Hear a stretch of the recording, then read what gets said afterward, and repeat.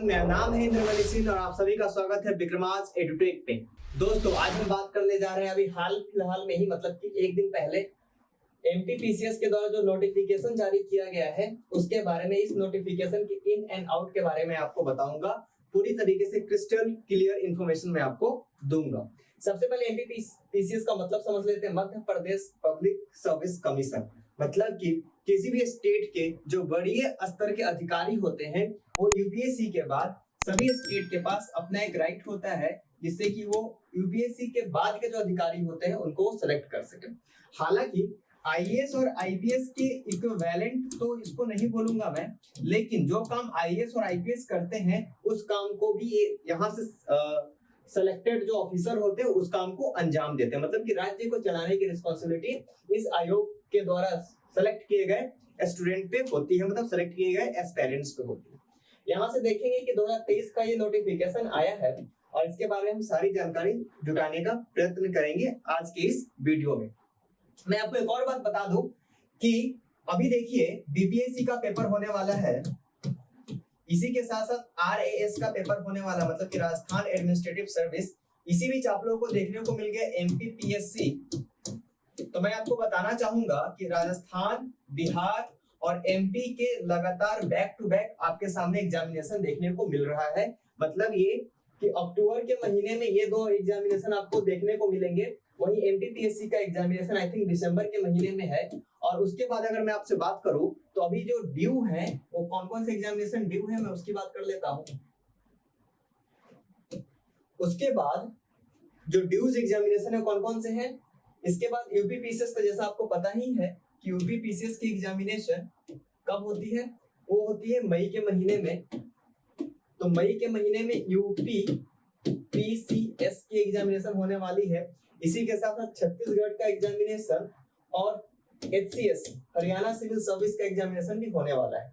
इन दोनों के अलावा जो एक और स्पेशल एग्जामिनेशन जो कि लगभग 2 या 3 वर्षों के बाद होता है उत्तराखंड यूकेपीसीएस। तो हम लोगों को इन सारे पीसीएस को टारगेट करना होगा। इसी के साथ एक और इम्पोर्टेंट पीसीएस छूट गया है जिसको हम बोलते हैं JPSC, Jharkhand public service commission. तो बहुत सारे कमीशन के एग्जामिनेशन बैक टू बैक होने वाले हैं जो कि आपको देखने को मिलेंगे। अगर इनकी एग्जामिनेशन की तैयारी आपको करनी है तो आप हमारे साथ बने रहें। हम इसकी तैयारी पूरी तरीके से कराने वाले हैं आपके साथ मिलकर, और बिल्कुल एक स्ट्रक्चर्ड मैनर में हम आपको इसकी तैयारी कराएंगे। इसके लिए हमारे पास पूरी की पूरी टीम तैयार बैठी है।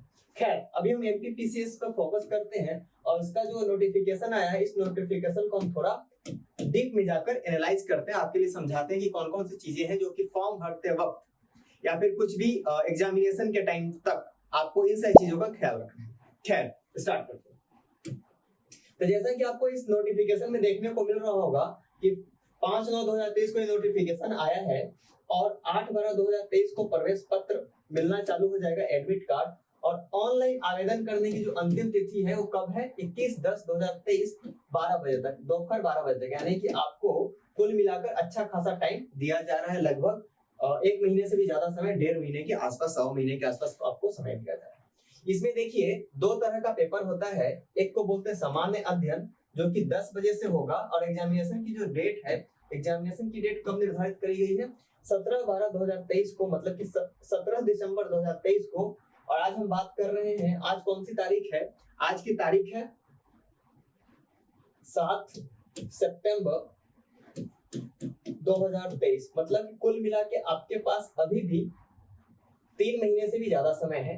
तो आप आराम से इन 90 दिनों में इजिली एमपीपीसीएस की तैयारी कर सकते हैं।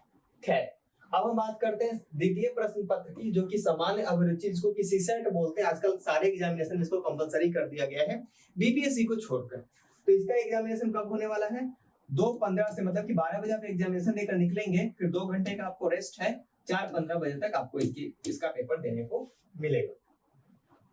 इसके साथ कुछ आवेदन पत्र भरते समय आवश्यक जो निर्देश हो क्या है कि राज्य सेवा परीक्षा 2023 के अंतर्गत आपको बहुत सारे विभागों में जो रिक्तियां देखने को मिल रही है उनमें से आपको इसमें दिया गया है कि आप इस वेबसाइट पे जाकर फॉर्म को फिलअप कर सकते हैं। चलिए आगे बढ़ते हैं। यहाँ पे आयु की गणना कहाँ से करी जाएगी, 1 जनवरी 2024 के संदर्भ में मानी जाएगी। 1 जनवरी 2024 तक आपकी आयु विभाग के अनुरूप होनी चाहिए, जो कि 10वीं में आपने मार्कशीट में जो एज दे रखा है, जो डेट ऑफ बर्थ दे रखा है। बाकी ये शुल्क संबंधी विवरण है जो कि हम आगे भी आपको बताते रहेंगे। इंटरनेट क्रेडिट कार्ड जो कि आप सभी को पता ही होगा, इसके तरीके से आप फी को जमा कर सकते हैं, एग्जामिनेशन फी। बाकी जो डेट्स है मैंने आपको बता दिए हैं। उसी के साथ साथ पात्रता मतलब कि आपका क्या होना चाहिए, एलिजिबिलिटी। तो स्नातक उत्तीर्ण होने चाहिए या फिर स्नातक मतलब स्नातक का मतलब ग्रेजुएशन के अंतिम वर्ष में होने चाहिए। बाकी उनका एक रोजगार पंजीयन है जो कि आप बहुत आसानी से जाके आप वहां से रजिस्टर कर सकते हैं अपने आप को उनके एम्प्लॉयमेंट रजिस्ट्रेशन पोर्टल पे जाके। परीक्षा केंद्र तथा प्रवेश पत्र के बारे में बताया गया है कि 10 दिन पूर्व आपको परीक्षा शहर की जानकारी दे दी जाएगी। परीक्षा हेतु प्रवेश पत्र दिनांक 8/12/2023 से इस वाले वेबसाइट पे मिलने लगेगा। आयोग द्वारा भर्ती विज्ञापन में आवंटित की जाती है। केंद्र आवंटन होने शहरों की मतलब जो अवेलेबिलिटी के आधार पे आपको सेंटर्स दिए जाएंगे। बाकी वही इंफॉर्मेशन दी गई है आपको कि कैसे कैसे कौन कौन सी चीजों को आपको दिया जाना है। उसी के साथ साथ परीक्षा के नियम और निर्देश दिए गए हैं कि आप किसी भी तरीके के जो भी चीजें आप भरेंगे उसके लिए आप खुद रिस्पॉन्सिबल होंगे, बाद में किसी भी तरीके का सुधार की गुंजाइश ना के बराबर रहेगी। उसी के साथ अगर मैं आपसे बात करूं इसमें बाकी सारे डेट्स और जैसे कि आपको पता है कि वहां पे 87% और फिर बाद में 13% के आधार पे किया जाता है, मतलब कि पहले 87% लोगों को लिया जाता है, फिर बाद में 13% लोगों को लिया जाता है, जो कि एक अलग ही बहस का विषय है। आगे बढ़ते हैं। बाकी वही सारी इंफॉर्मेशन दिया हुआ है जो कि सारे एग्जामिनेशन के लिए होता है। यहाँ देखिए बहुत इंपॉर्टेंट और काफी मोटिवेशनल चीज है कि यहाँ पे आपको दिया गया है कि जो वैकेंसी है उसके अकॉर्डिंग रिक्तियां दी गई है कैटेगरी वाइज। अगर मैं राज्य प्रशासनिक से उप जिला अध्यक्ष की बात करूं, जिसको कि हम लोग मोटे तौर पे एसडीएम और एसडीओ के नाम से जानते हैं, सब डिविजनल मजिस्ट्रेट और सब डिविजनल ऑफिसर, इसी के साथ साथ हम लोग इसको डिप्टी डीएम के नाम से भी जानते हैं, डिप्टी डिस्ट्रिक्ट मजिस्ट्रेट। इसमें जो जनरल कैटेगरी के लोग हैं उनके लिए 8 सीट्स रखी गई हैं। बाकी आप देख सकते हैं कैटेगरी वाइज आपको दी गई है।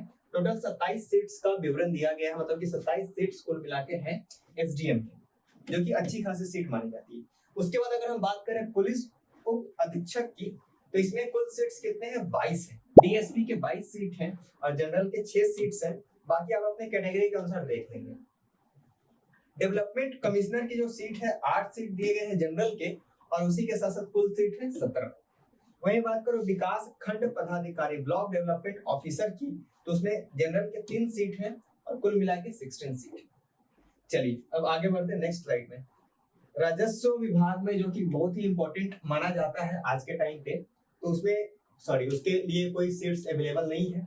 नायब तहसीलदार के लिए कितनी सीट है, 3 सीट्स है, जनरल की 1 सीट।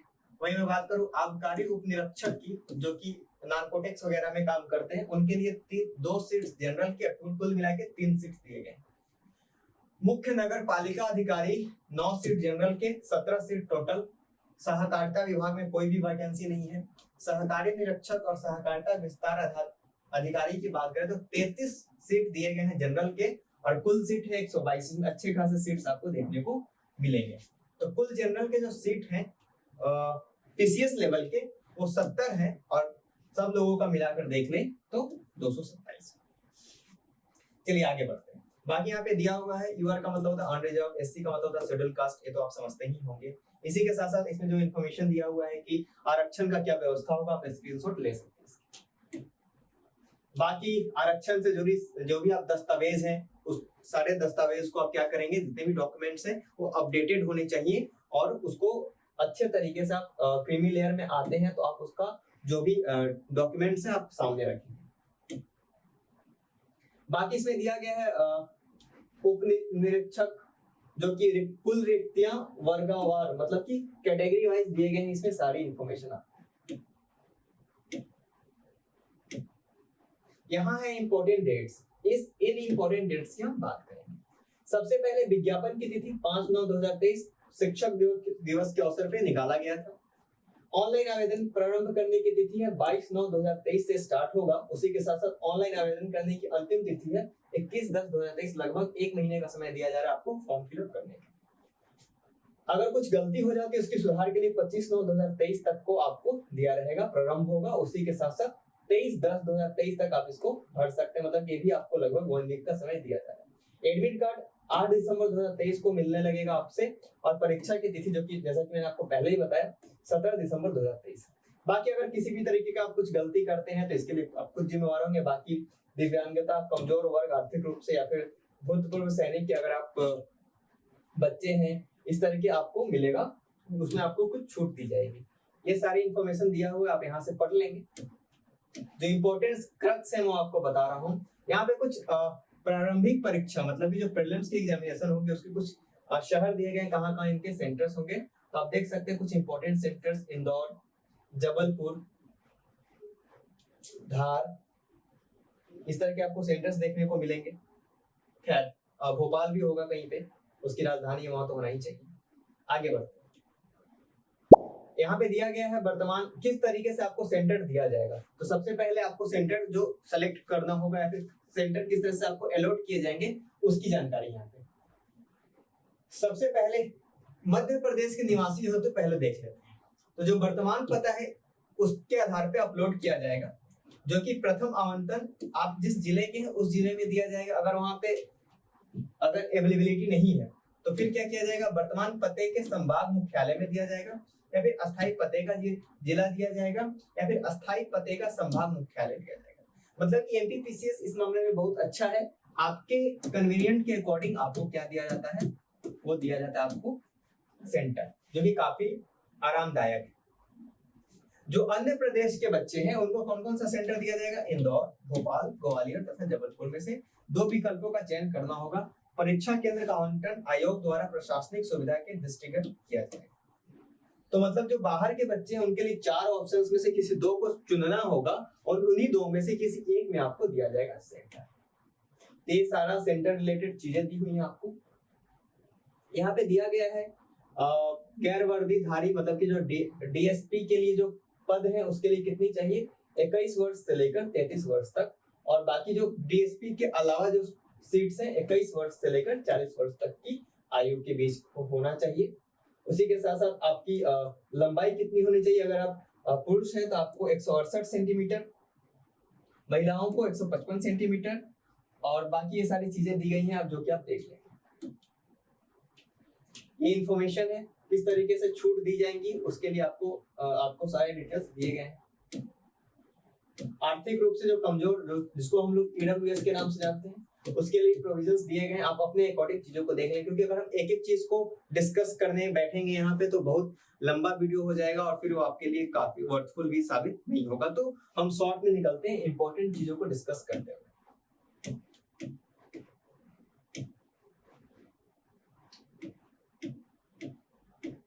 तो ये सारी इंफॉर्मेशन दी गई है जिसको कि आप फॉर्म को भरते समय ध्यान रखेंगे कि आपको किस तरीके से फॉर्म को भरना है।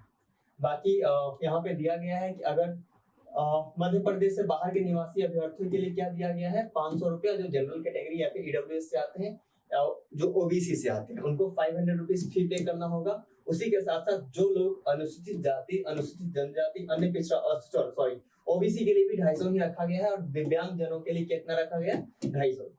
इसी के साथ साथ पोर्टल यूज करने के लिए आपको 40 रुपए एक्स्ट्रा अलग से पे करना पड़ेगा। बाकी ये वेबसाइट है जहां पे आप जाके इसको फिलअप कर सकते हैं। Debit card, credit card, RuPay, master card, इनसे आप पेमेंट कर सकते हैं। बाकी डेट्स दिए गए हैं। ऑनलाइन आवेदन पत्र जमा करने की अंतिम तिथि क्या है, 21 अक्टूबर 2023 है। 12 बजे दोपहर के बाद तक आपका आवेदन पत्र जमा नहीं किए जाएंगे। ये डिक्लेरेशन है जो कि आपको भरना होगा।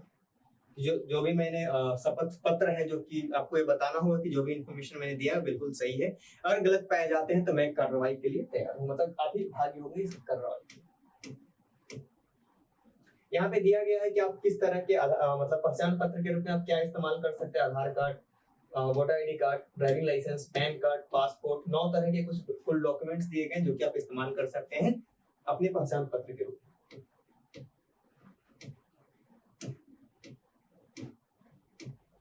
बाकी सारे इंफॉर्मेशन दिया गया है कि आप क्या क्या चीजों को लेकर आएंगे। उसी के साथ साथ ओएमआर शीट से रिलेटेड आपको इंफॉर्मेशन दी गई है कि आपको किस तरीके से ओएमआर शीट को भरना है, ये देख लीजिए तरीका दिया गया है कि किस तरीके से आपको ओएमआर शीट को भरना है। गोले से बाहर, मतलब गोले की जो दीवार है उससे बाहर नहीं जानी चाहिए उसकी, मतलब अगर ये गोला है तो आपको इसको पूरी तरीके से कंप्लीटली इसको क्या करना है, इसको फिल करना है, मतलब इससे बाहर नहीं जाना चाहिए, नहीं तो आपका उत्तर अमान्य माना जाएगा और नेगेटिव मार्किंग के आप भागी होंगे। इससे क्या होता है ना कि अगर आपने एक गलत किया तो सभी गलत हो जाते हैं, तो आप इसका भी ध्यान रखें। ये तरीका दिया गया है कि इस तरीके से आप करेंगे, गोले को रंगेंगे। और हाँ, एक ही क्वेश्चन के लिए आप दो गोले को नहीं रंगेंगे, बस सिर्फ और सिर्फ एक ही गोले को आपको रंगना है।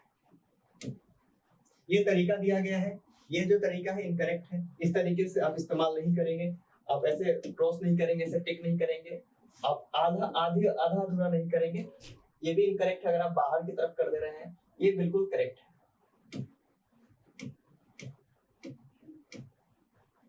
बाकी जो आगे प्रतिपूरक समय हेतु शर्तें जो दी गई हैं वो उसका भी आप ख्याल रखेंगे, आप इसको पॉज करके पढ़ेंगे। बाकी इस तरह की चीजों का आप किसी भी तरीके का डिजिटल वॉच, किसी भी तरीके का आप डिजिटल वॉच, कैलकुलेटर, फोन वगैरह का इस्तेमाल नहीं करेंगे, जो कि आपको पता ही, अगर आप एग्जामिनेशन देते होंगे तो इन सारी चीजों का नॉलेज आपके पास ऑलरेडी होगा। तो दोस्तों ये था एमपीपीसीएस के नोटिफिकेशन से रिलेटेड डिस्कशन। अगर आप चाहते हैं कि हम इसके सिलेबस के बारे में भी काफी विस्तार से चर्चा करें तो आप कमेंट में बता सकते हैं हमें, इसके बारे में भी हम आपके सामने एक वीडियो लेकर आएंगे जिसमें कि हम बात करेंगे इसके सिलेबस के बारे में। तो आपके रिस्पॉन्स का हमें इंतजार रहेगा कि आप अगर चाहते हैं कि सिलेबस पे एक डिस्कशन हो, मैं और पूजा में मिलकर उस वीडियो को बना लेंगे, तो आपके सामने लेकर आएंगे डिस्कशन का वीडियो। तो फ्रेंड्स फिलहाल के लिए इतना ही, अब मिलते हैं नेक्स्ट लेक्चर में। Thank you.